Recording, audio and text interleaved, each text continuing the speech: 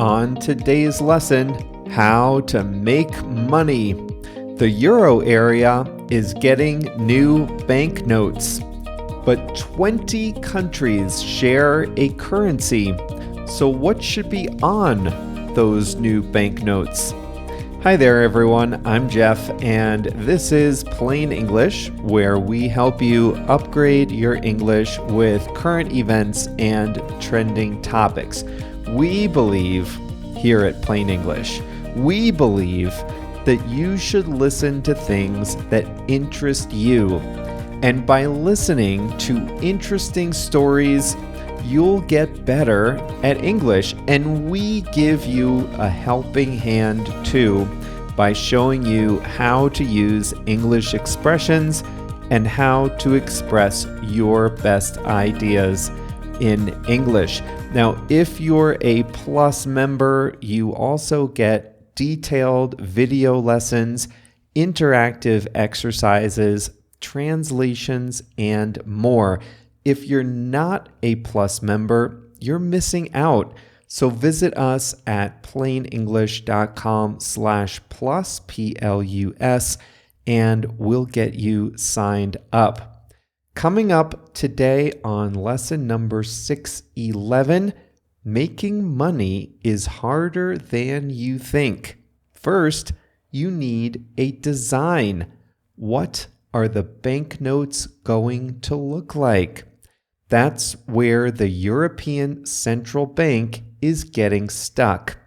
They're redesigning the euro paper notes, but it's not easy to decide what exactly should go on the money for a block of 20 countries.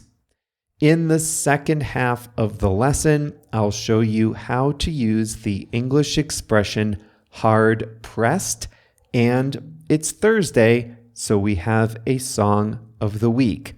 Let's get going.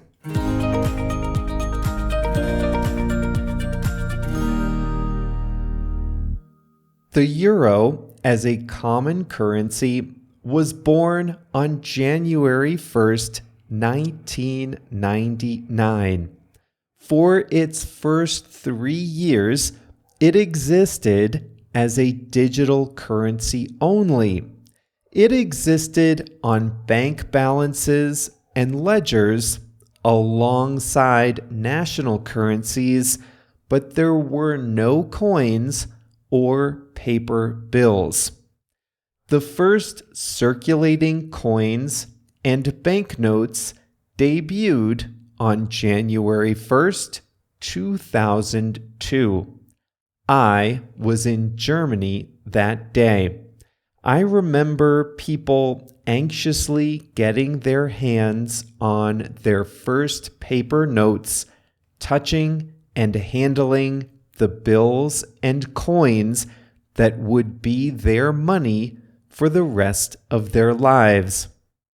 The euro paper bills come in denominations of 5 euros, 10 euros, 20, 50, 100, 200, and 500 euros, although they've stopped printing the 500 euro note.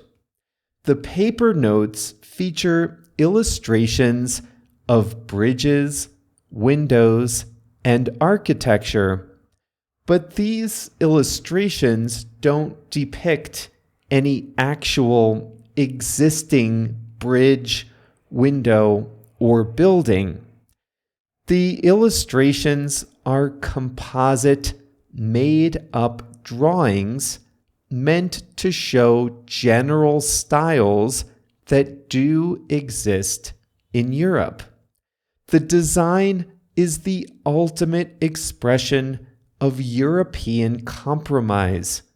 Dull, but at least it doesn't offend anyone. There have been some security improvements over the years, but the designs today are little changed from the original banknotes of 2002. But that is about to change as the European Central Bank has launched a project to redesign the banknotes. But what should go on the new paper currency? Some countries put just one figure on all their notes. Britain's paper money shows its current monarch. Turkey puts its founder on every bill. Brazil has a personification of the Republic on every bill. Many countries, like the US, combine ex-presidents, luminaries, monuments, or historical places. Some depict plant or animal life. Mexico's 100 peso bill includes a monarch butterfly. In Fiji, a banknote depicts a large insect. The new Taiwanese $500 bill includes a picture of a baseball team. Now that's a design I can get behind. Norway has a contemporary pixelated design meant to evoke images of the sea. Europe, though, presents a unique challenge. The European Union has 27 member states, 20 of which use the euro currency. And the challenge with the currency mirrors so many other challenges of the European project. How can you build consensus without isolating any one country? This is hard. There are so many great things about Europe, you would think that designers would be spoiled for choice. Start with landmarks. The Eiffel Tower, the Colosseum in Rome, the Brandenburg Gate in Berlin. But there are only 6 banknotes, each with a front and a back. You can easily see how the 20 countries might not agree on which landmarks make it and which get the most prominent positions. Now, what about people? Europe, the European Union, doesn't have outsized historical figures. The EU has always been technocratic. Even citizens of the EU would be hard-pressed to name the 11 men considered founders. Power is so dispersed within the EU that one person's contributions rarely stand out like they do in individual countries. So kings, queens, and presidents are out. How about artists, philosophers, or scientists?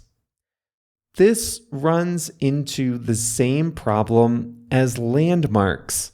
Can all 20 countries agree on famous artists and scientists? But there's another problem. Many of Europe's great artists and thinkers lived in a time when Europe was a continent, not a political entity. Has anyone described Leonardo da Vinci as a European artist? No, he's an Italian artist. So famous artists, scientists, and philosophers don't represent Europe as a whole so much as they represent countries in Europe. What about the great explorers, Magellan, Columbus, Hernando Cortez? Let's not even go there. The moral ledger of European exploration is decidedly mixed. This is hard. If you think of Europe today, especially the European Union, the one thing that binds everyone together is values. When I think of European values, I think of fair play, consumer protection, respect for individuals and minorities, human rights, democracy, rule of law, protection of the environment, and economic stability mostly. And indeed, that is where the European Central Bank is going with its currency redesign: values. But there's just one problem with putting values on a banknote. What do values even look like? On Monday, we'll talk about how Europe is planning to resolve this problem.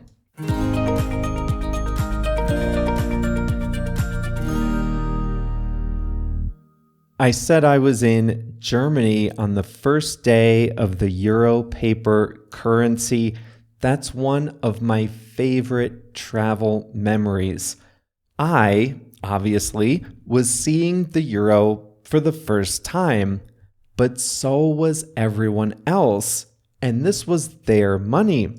So everyone was getting used to how to pay, what bills to use, how to make change, what the coins looked like. It was fun to watch. But then, one of my worst travel memories came just a few days later.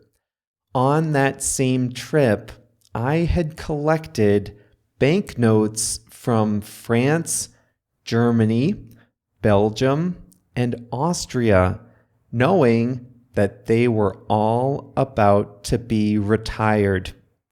And then I lost my wallet in my final days in Europe. So I lost my francs, my shillings, and my marks, and I haven't seen those currencies since.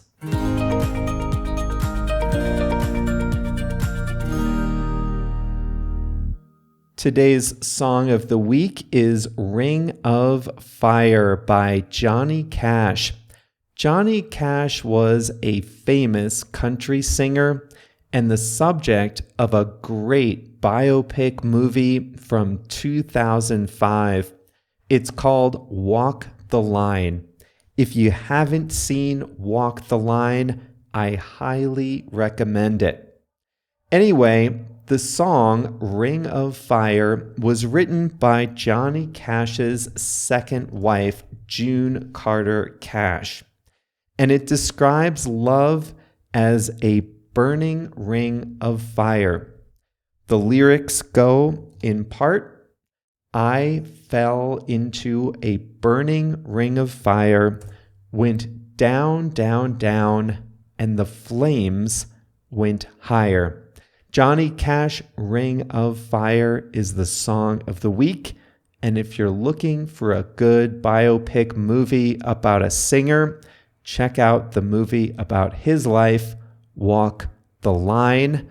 Reese Witherspoon plays June Carter Cash, and she's excellent in this movie. You would be hard-pressed to find a better biopic of a country singer. And coming up next, I'll show you just what hard-pressed means.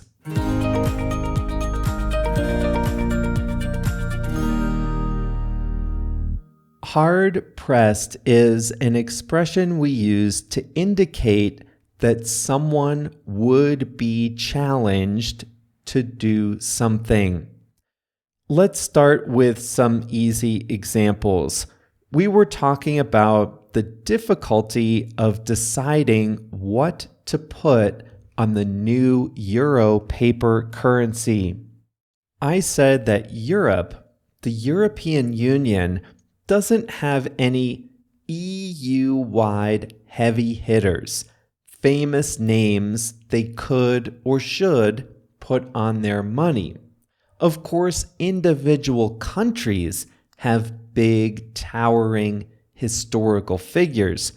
I'm talking about EU figures. Can you name any of the founding fathers of the European Union? If you live in Taiwan, that would be hard. If you live in Europe, that would probably also be hard. There's only one name on there I had ever heard before, Winston Churchill, and he's not famous for his work in the EU. Altiero Spinelli, Paul Henry Spaak, Joseph Beck. I don't mean to take anything away from their fine work, but these are not big, towering, famous names in the history of Europe. They, like most EU officials, worked more behind the scenes. They worked their magic in the halls of power in Brussels and national capitals, but not necessarily in the media spotlight like country leaders. In fact, I think most European citizens would be hard-pressed to name the 11 founding fathers of the European Union. That means I think most European citizens would have difficulty naming them. They would have difficulty doing it, so I said they would be hard-pressed to do it. Burning Man. Have you heard of that festival? It takes place in the desert in Nevada, a western state. It's like music, art, drugs, parties, music, drugs, art, parties, drugs. Anyway, it's like 9 days. This town in Nevada got a year's worth of rain in one night, and the festival turned into a swamp of mud. Just disgusting. Cars were stuck, tents were flooded, mud was caked on everything. People were trying to get out, but they weren't allowed to leave because authorities feared more cars getting stuck and blocking the way for emergency services.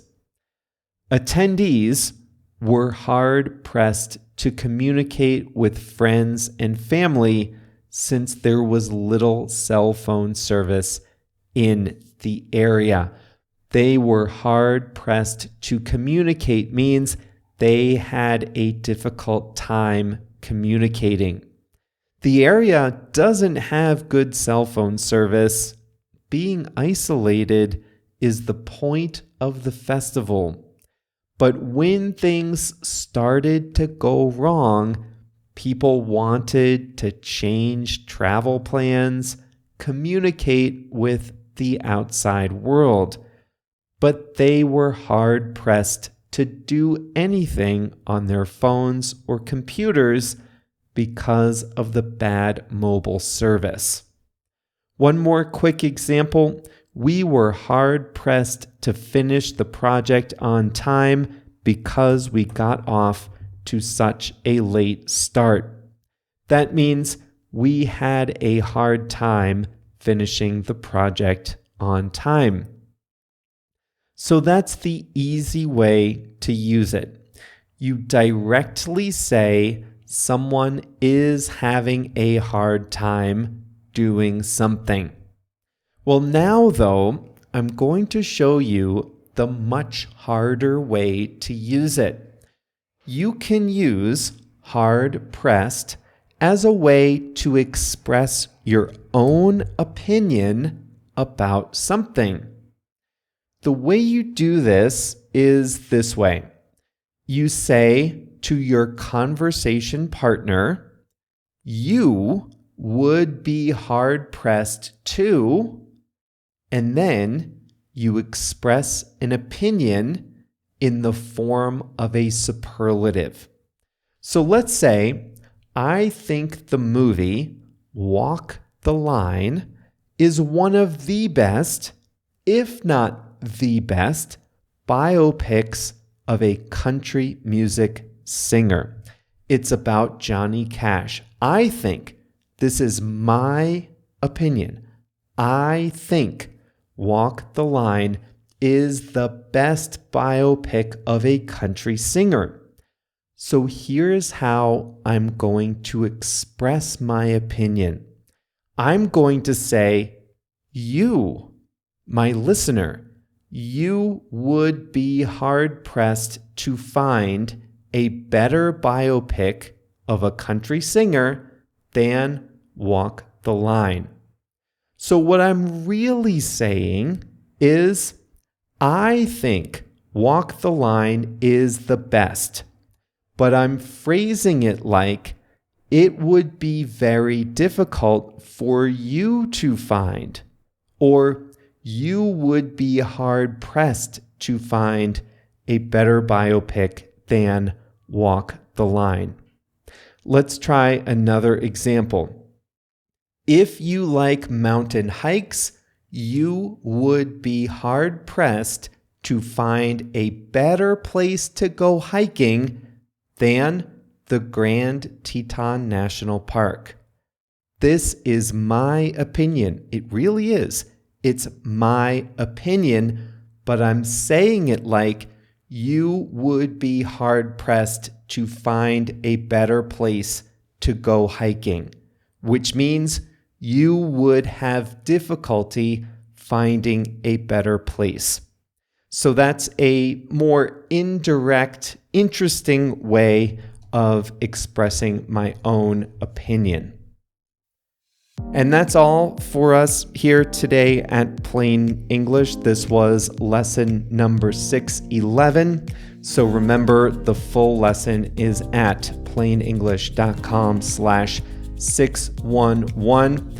And we also send a summary of each lesson by email, along with other fun nuggets to help you feel connected to English. If you're not getting our emails, just go to plainenglish.com/mail, M-A-I-L, and sign up. They really are jam-packed with value and fun. plainenglish.com/mail, M-A-I-L. Remember, we'll be back on Monday to continue this topic. I'll tell you about the 7 themes the EU is considering for its paper currency. All I'm going to say now is a couple of these are really strange. You'll hear the whole story on Monday. See you then.